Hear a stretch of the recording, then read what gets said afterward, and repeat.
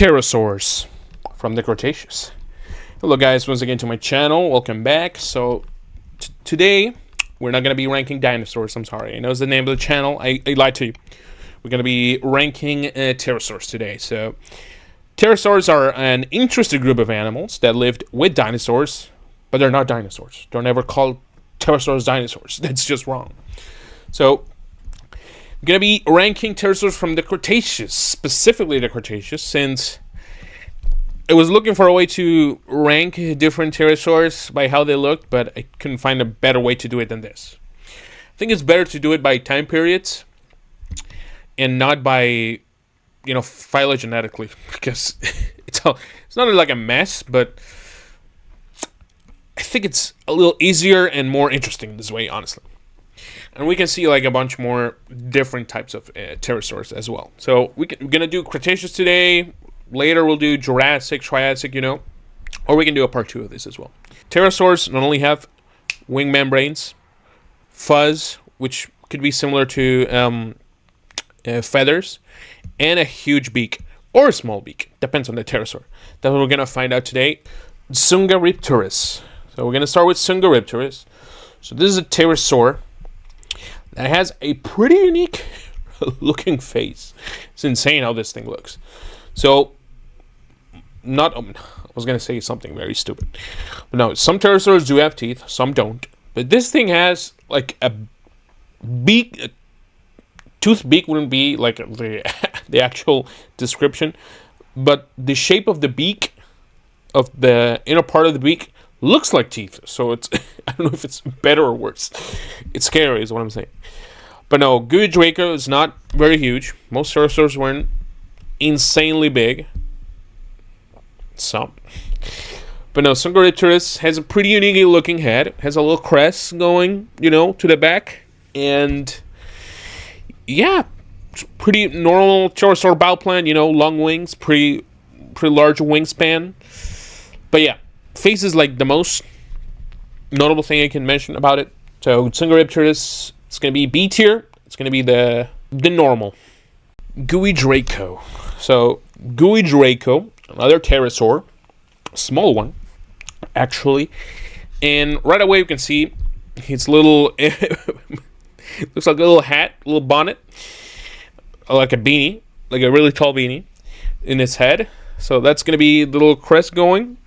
And the interesting thing about GUIDRACO is those needle-like teeth filling its beak or its mouth.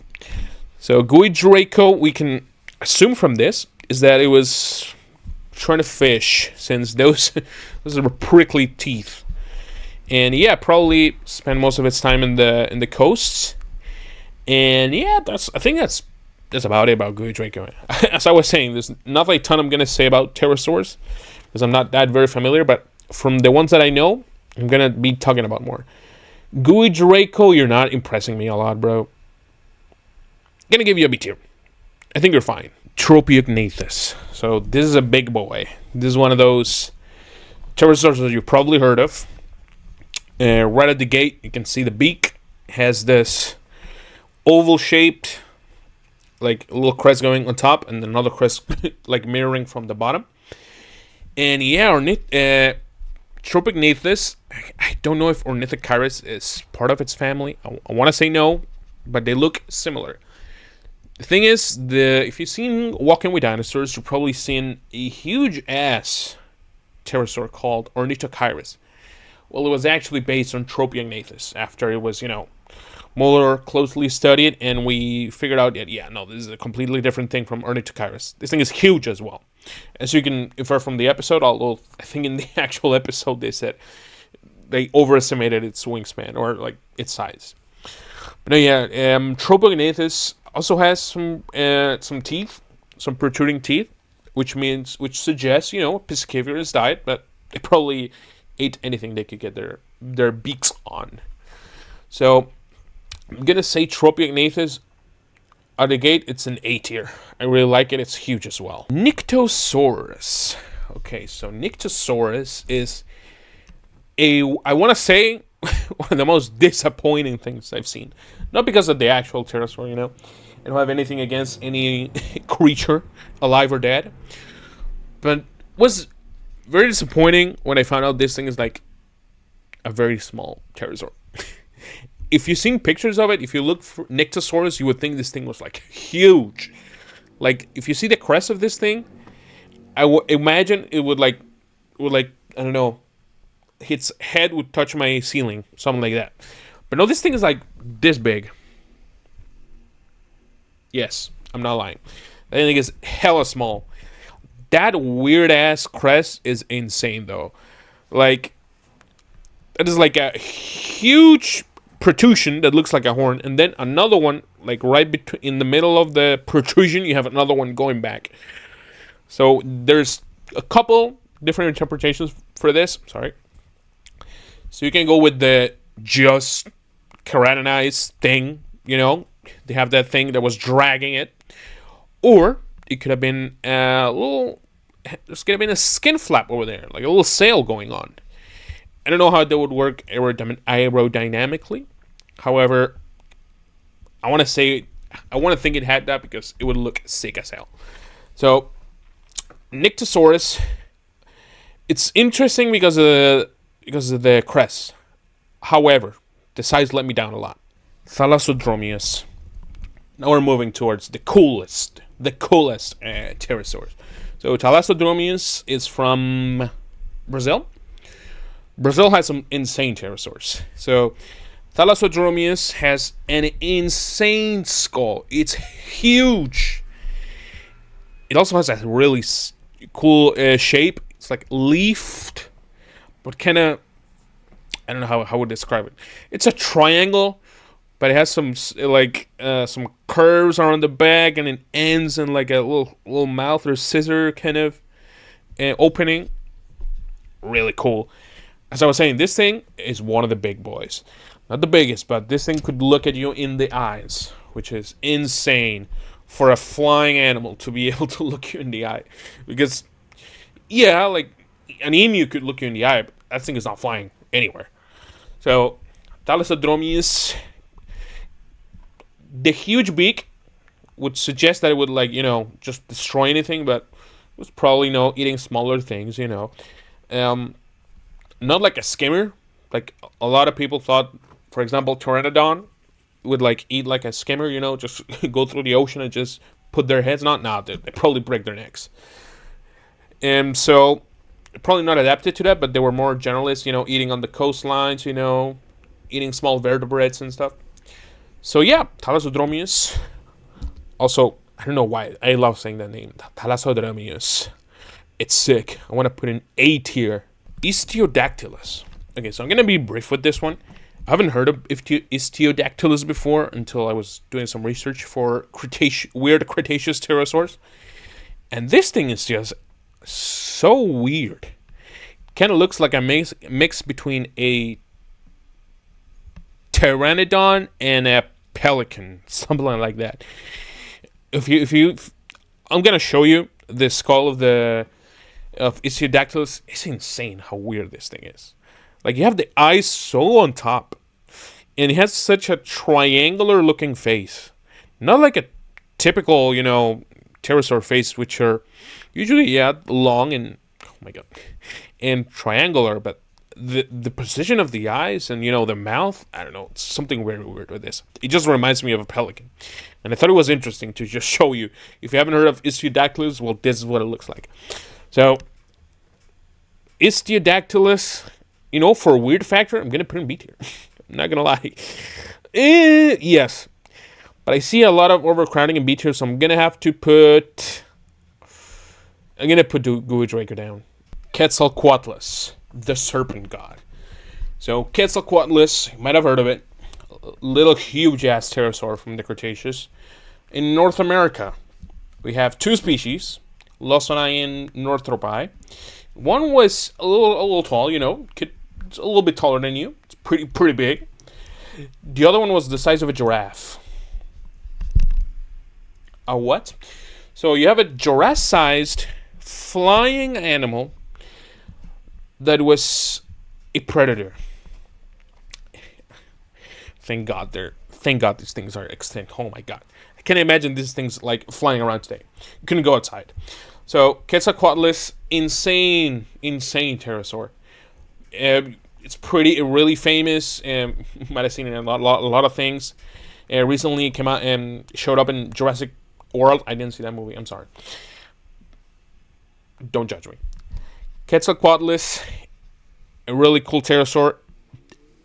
Ashdarkid pterosaurs are cool. I love Ashdarkid pterosaurs. But QUETZALCOATLUS is not my favorite. So QUETZALCOATLUS is going to be an A tier. I'm sorry, cats. There's one that's just better than you. Tapejara. Okay, so... Or TUPANDACTYLUS as well. I think they're both from the same family, actually. So, TUPANDACTYLUS has an insane fossil record. These things are so abundant in Brazil. So these things were alive, yes, Cretaceous, and they formed by the amount of fossils that we found of them. We can actually tell these things were probably flocking together. Not flocking, but lived in some insane colonies on the coast of Brazil. South America has more, to be more specific, in Brazil, we found a ton of pterosaur fossils. It's like a bone bed for pterosaurs. And what that meant was probably that they were not only feeding and living there, but they probably nested there as well. And what that means is that a ton of these guys would just be on the coastline and just nest there. In the thousands of millions, probably. Well, not millions, but in all the history of these guys, they were probably there for millions of generations. So, TUPANDACTYLUS also has an insane crest. Has one of the weirdest crests, actually. Weirdest shapes for a crest, which is more semicircular. And it had a pretty broad face. And there's like a couple morphs. You know, you have TUPANDACTYLUS. We found ones with bigger crests, ones with smaller ones. Ones with sharper edges, ones more circular ones. So this could go both ways. It could be, you know, different animals, different genuses, you know. Ones came out before the others or ones after. Or it could also be sexual dimorphism, you know. Could be males have bigger ones, sharper ones, silkier ones. We don't know. So TUPANDACTYLUS or Tapejarids in general are going to go in B tier. I think I like THALASSODROMEUS more because of the name as well, but Tapejarids are cool. PTERODAUSTRO. So, if we thought pterosaurs were weird, just wait until you see PTERODAUSTRO. This guy is, a flamingo whale looking mother effer. I mean, you can see its body. It's, you know, typical pterosaur, so it's, you know, flying one, yeah, flown, and then you see to his face, and you're like, well, it's a peculiar looking face. It's like an upwards looking beak or mouth, which is not weird. Some pterosaurs or animals today have that, not a lot, but you know, it's a little weird. But then you see teeth, and you're like, what is that? So those are what you can see are used for probably filtering animals. So he probably fed on crustaceans and all of that shit. Another animal today that does something similar are flamingos. Yes. Convergent evolution, I know, right? So these things were probably, you know, feeding like flamingos, you know, on the water, just, you know, moving their heads, trying to get some food over there, filtering all the other things. But yeah, that thing looks like baleen from whales. You know, the teeth from the baleen whales? Well, they're like bristles, more like anything. They're like hair. They're supposed to filter all that stuff. So yeah, PTERODAUSTRO is insane looking. It's so cool. And I'm going to do it. I'm going to put it in A. I love PTERODAUSTRO. It's so weird. Which means I'm going to have to bump TROPEOGNATHUS down. And I'm going to bump NYCTOSAURUS down. HATZEGOPTERYX. And we're going to end this Cretaceous pterosaur tier list with probably my favorite pterosaur ever. So yeah, that's a little spoiler for where it's going to be. But yeah, HATZEGOPTERYX. is the king of the pterosaurs. Why, you may ask? Well, first of all, Anashdarkin, the coolest group of pterosaurs ever. They were capable of flying, yes, but they lived in what is now Europe, Romania to be exact. And the thing with HATZEGOPTERYX and where it lived is that Europe at that time was a bunch of islands. And you'll be thinking, yeah, well, what does that have to do with anything? So what, if you don't know, what islands do is that they can harness very big animals because, there's little resources. And guess what? HATZEGOPTERYX doesn't have to live in that island because it can fly to a bigger land. So this thing does not restrain by the size of an island. So this thing was a giraffe-sized predator that could fly and could hop from island to island and eat absolutely anything it can. This thing was huge, probably the nightmare of every animal it bestowed its eyes upon. So HATZEGOPTERYX is insane. Not only because it could fly, but when it was on land, it had a method of locomotion where if you've seen, I know I mentioned this show a lot, but it's a S+ show. In Prehistoric Planet, there's a scene where HATZEGOPTERYX is hunting little hadrosaurs, Cretaceous. Just tell me that in real life wouldn't be the scariest thing ever. So HATZEGOPTERYX, insane looking animal, please. A company that can make a 1:35 scale HATZEGOPTERYX figure, please do one. I want to buy it. I'm going to put an S tier. And that's going to be the tier list, guys. Thank you so much for watching. Tell me what you would change for pterosaurs. Which ones do you like? Which ones are your favorites? What would you change? But yeah, this is going to be mine. Thank you so much for watching, guys. Just let me know which videos you like. If you want more, if you want a part 2 of this, there's a ton of pterosaurs, so we can definitely do a part 2. But yeah, guys, thank you so much. See you guys in the next one.